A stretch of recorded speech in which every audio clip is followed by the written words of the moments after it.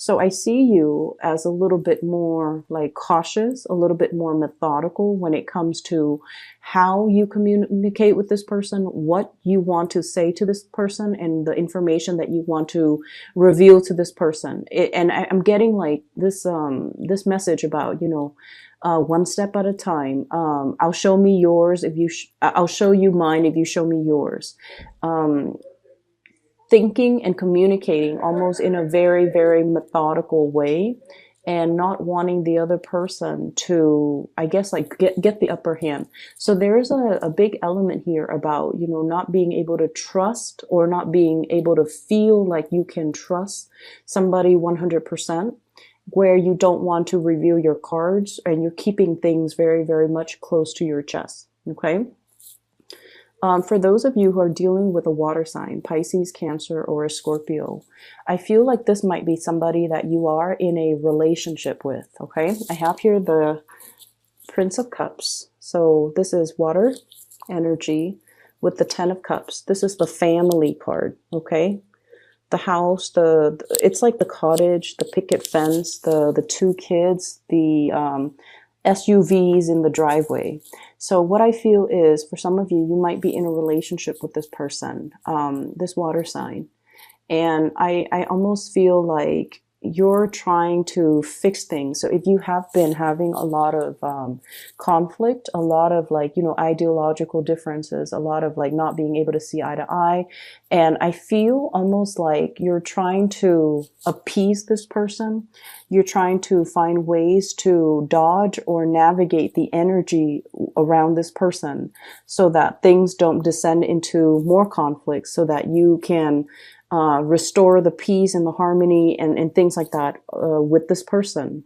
I almost feel for some of you, there's almost a situation where it's like a long-standing relationship that has been kind of like, how you've been with somebody for too long, and you're too comfortable with one another, and the relationship has gone a little bit stale, and you don't even know, and you're questioning possibly the direction of the relationship. Are we still headed in the same direction? Are we still moving in the same direction? Are we still wanting to stay together? And I see like you're doing some serious reassessment as to the viability of the relationship moving forward. Okay. I'm also feeling as well, this is a person that requires a little bit more from you. They require you to open yourself up a little bit more emotionally to them.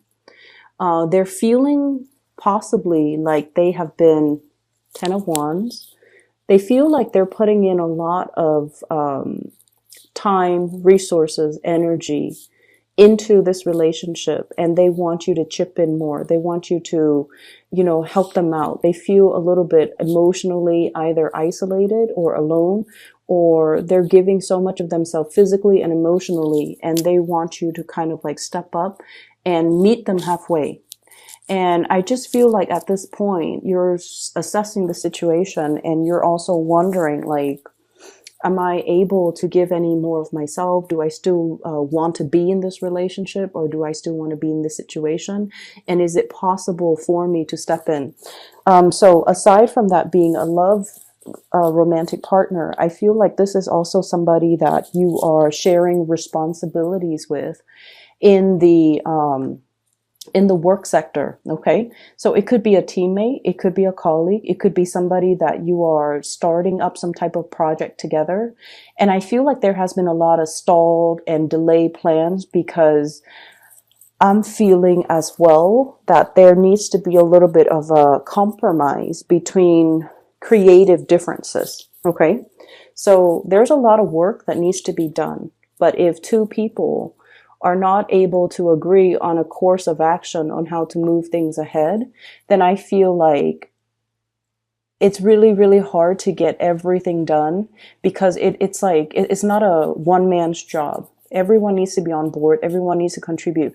Everyone needs to have like a common goal, a common purpose, and a common vision in order to move things along. And I just feel like there's something here that is indicating, there's a lot of compromise. There's a lot of like delegating responsibility and relinquishing control that needs to happen, as well as trying your best to try to appease the other person. Okay. So don't be too fixed in your own personal agenda. I feel like the time to compromise is now. The time to get things done and, move things along, and especially trust that the other person or the other people that you're dealing with know what they're doing, and that they are competent and self-sufficient enough that you don't have to, that you can trust that they will get their they will contribute, and they will, get their fair share of the work done. So learning to delegate, learning to contribute, and learning especially to compromise as to the vision of the project that you're trying to bring into the fold. There is as well, I feel like, I see people coming to you and they're asking you for things, like they're not physical things. They're asking you, how would you do this? How would you solve this? How would you resolve this issue? Is it A or B? And I see you having to do a lot of like research, digging into a situation, unearthing some information, unearthing something a little bit further, possibly reverting to or like perusing scholarly journals, large volumes of database. I see you holding a lot of physical documents, okay, like paper documents, files, data, even data on the computer, numbers and data, and just large quantities of information that you kind of have to sift through in order to be able to come up with a resolution, in order to be able to understand the ins and outs as to how something works, so that you can relay that information to the person that is asking you about this specific topic. So I feel like somebody is deferring to your judgment. And I feel somebody is telling you and asking you as well, like, they see you as someone who might be an expert in the field, whether or not that is true. I feel some of you might know a little bit about it, and so others might misinterpret and might defer to your judgment. And I feel like you might not know something, and so you're going to have to do a little bit more digging and a little bit more groundwork in order to provide them an accurate answer. And I feel like you're taking it upon yourself to do the digging, to do the research, to do the preliminary, kind of like stockpiling up the information, compiling the data, getting all the information together, learning things from your end, just so that you can feel confident that the answer that you give them is going to be the correct answer. So there's lots of people coming in, and I feel like it is going to be quite, a busy, as we round out the February timeframe, it's going to be a very, very busy time. I see as well contemplation about travel and movement, okay? Planning a trip, planning to come see somebody, planning to communicate with somebody, and then wanting to see like where are things going to go. So it's like taking the first step to initiate contact or initiate conversation, and then seeing where things are going to lead to. And this is Princess of Swords, Page of Swords in this deck. And this is all about communication, as well as Knight of Wands, trips and travel arrangements, as well as wanting to connect with another person in a more physical way. And when it's in the reverse, it's almost like the conversation needs to happen first before the plans will come into the picture, okay?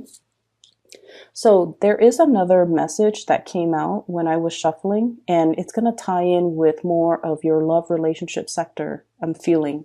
So I see this man, he's walking in a very, I want to say like it's a desert type of an area, and it looks almost like, the Grand Canyon region, where the soil is very red and there are mountains and just really beautiful scenic landscape in the background. All of a sudden the ground starts shaking and the ground splits in half, and he's standing, like his 2 feet are like right on top where the land splits in half, and he has this split second to make a decision. Do I lean completely over to the left, or do I lean completely over to the right? And so as this is happening and the land kind of, splits off and kind of breaks open under him, I see him moving to the right. And when we look at these reading in terms of, tarot readings, the right always indicates the future. The left is always, usually the past. Okay.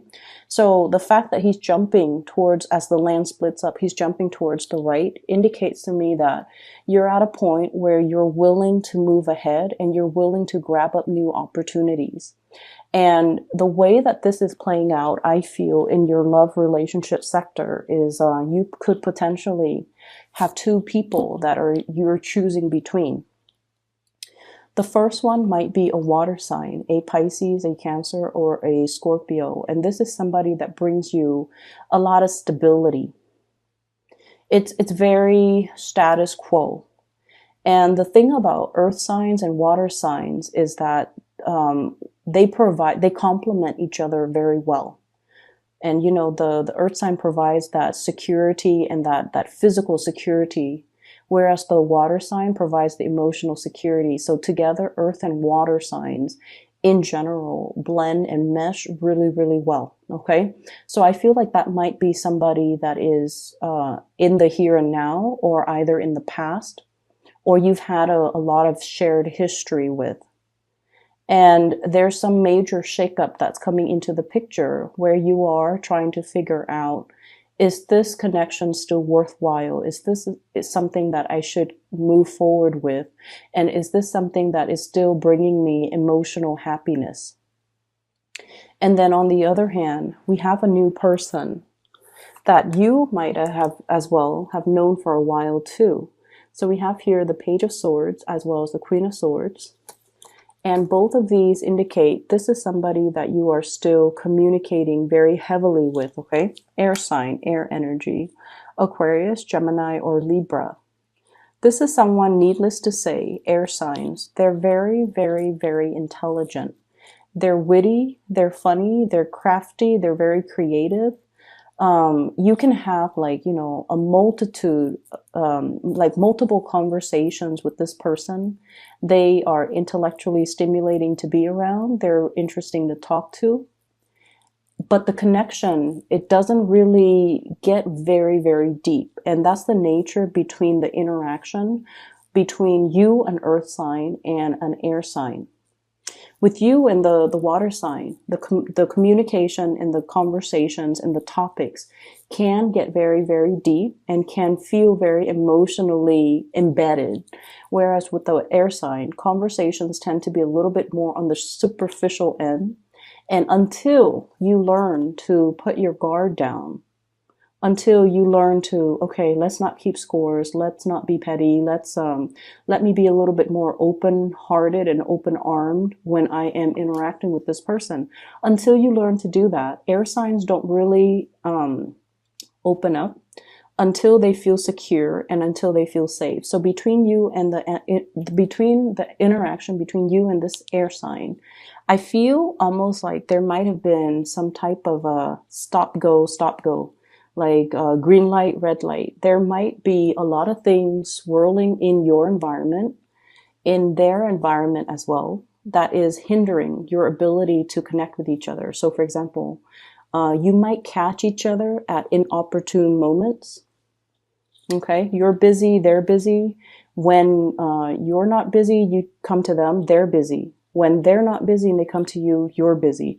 So it seems like energetically, it's like I see almost like, two polar opposites, like magnets, the poles of the magnets where they kind of repel each other.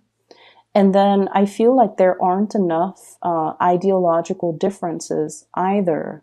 So when the two of you talk, you dwell a little bit too much on the differences.